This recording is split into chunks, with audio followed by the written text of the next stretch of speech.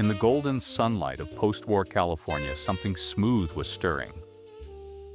While New York gave rise to the fast, frantic energy of bebop, the West Coast produced a cooler, subtler sound. A sound that flowed like the Pacific breeze and spoke to a generation yearning for sophistication without the storm. This was West Coast jazz, born not from rebellion, but refinement. It wasn't a rejection of bebop, but a reshaping. Less combustion, more control. Today, we explore a sound that brought new textures to jazz, changed its geography, and left an enduring echo in the music world. West Coast jazz, often grouped within the cool jazz movement, emerged in the late 1940s and early 1950s. It stood in contrast to the intensity of bebop and the soul of hard bop. Where bebop musicians like Charlie Parker and Dizzy Gillespie were virtuosos sprinting across scales, West Coast jazz artists preferred calm, calculated interplay.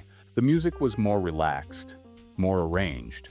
It borrowed heavily from classical music, using counterpoint, harmonic layering, and soft dynamics. Solos were present, yes, but they were woven into the whole rather than pushed out front. West Coast jazz often made use of unusual instruments for jazz, like French horns and flutes. The result was a palette that felt lighter, airier. This wasn't about breaking rules, it was about sculpting sound. West Coast jazz offered an alternative, an elegant, intellectual approach to jazz that invited the listener to lean in, not stand up.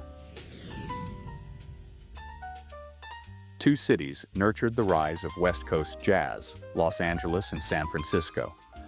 In Los Angeles, the jazz scene bloomed in tandem with the film and television industries.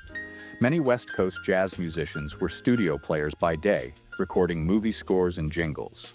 By night, they gathered in intimate clubs like the Lighthouse in Hermosa Beach, California, to experiment, to blend cinematic polish with jazz freedom. Capitol Records, a towering structure in Hollywood, became a beacon for the new sound. There, musicians could rehearse and record with the latest equipment, lending a clean, controlled quality to their work. San Francisco, meanwhile, brought its own flavor.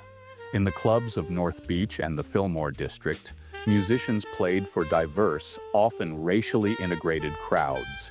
The city's bohemian vibe encouraged risk-taking and crossover experimentation, from Latin influences to avant-garde textures. Together, these cities gave birth to a sound rooted in precision but open to play, nourished by the cultural currents of the Pacific Coast.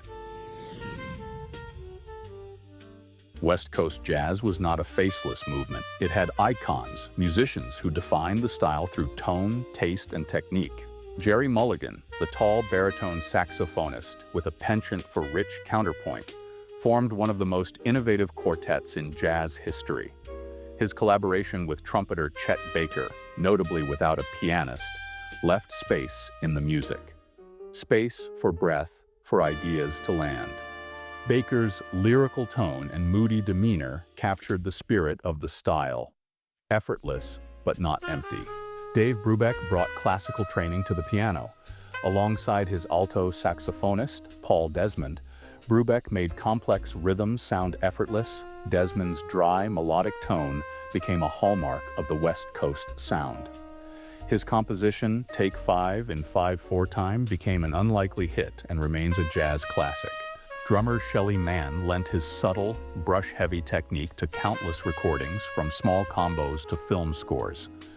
He also led his own groups and opened Shelly's Manhole, a club that became central to the LA jazz scene. Bud Shank and Art Pepper, both alto saxophonists, brought passion and nuance to their playing. Shank also incorporated Brazilian bossa nova into his sound, expanding the West Coast palette even further. Arrangers like Shorty Rogers, Jimmy Giuffre, and Marty Page helped codify the sound, bringing orchestral sensibility to small combo jazz. Their scores were clean, tight, and cinematic. Each of these players contributed to a musical tapestry that was both intimate and expansive, cool yet deeply expressive. What did West Coast jazz actually sound like? It was careful, thoughtful, controlled.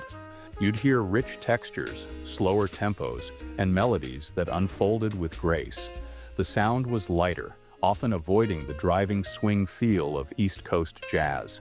It was jazz for headphones, not dance floors. The influence of classical composers was evident. There were fugues, rondos, and passacaglias woven into jazz form. There was room for silence, for restraint.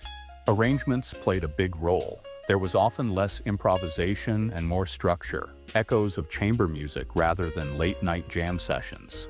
The instrumentation was also different. French horns, cellos, and vibraphones made appearances, adding color and depth.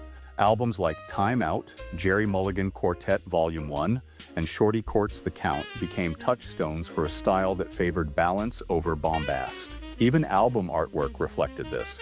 Sleek design, clean lines, subdued colors, the aesthetic extended beyond the music itself. Not everyone celebrated the West Coast sound. Some critics accused it of being too cerebral, too white, too detached from the African-American roots of jazz. The term West Coast jazz itself sometimes became a shorthand for exclusion. Musicians like Charles Mingus, who spent time in California, pushed back against what they saw as an overly sanitized version of the music. Yet even within this critique, there was nuance. Many black musicians thrived on the West Coast, contributing to and reshaping the sound. The debate sparked deeper questions about who jazz was for, how it should evolve, and what it meant to keep it authentic. West Coast jazz didn't answer all those questions, but it helped surface them, and that too is part of its legacy. West Coast jazz may not have burned with the same fire as its East Coast siblings, but its glow has been lasting. The style influenced film scores, television themes, and the development of third-stream music, a fusion of jazz and classical. Its focus on composition and texture helped open the door for more experimental and cross-genre explorations in the decades that followed. Modern artists continue to be inspired by its elegance. Diana Krall, Brad Mehldau, and others trace their lineage to the West Coast's restrained sophistication. Acclaimed films like the 2016 musical La La Land have played a pivotal role in reintroducing jazz to modern audiences, highlighting its emotional depth and cultural significance. By weaving jazz into a contemporary love story, the film sparked renewed interest among younger generations and helped cultivate a fresh wave of appreciation for the genre. Jazz festivals today often feature West Coast tributes, bringing its mellow brilliance to new audiences. And in the age of lo-fi beats and chill playlists, its DNA is more alive than ever.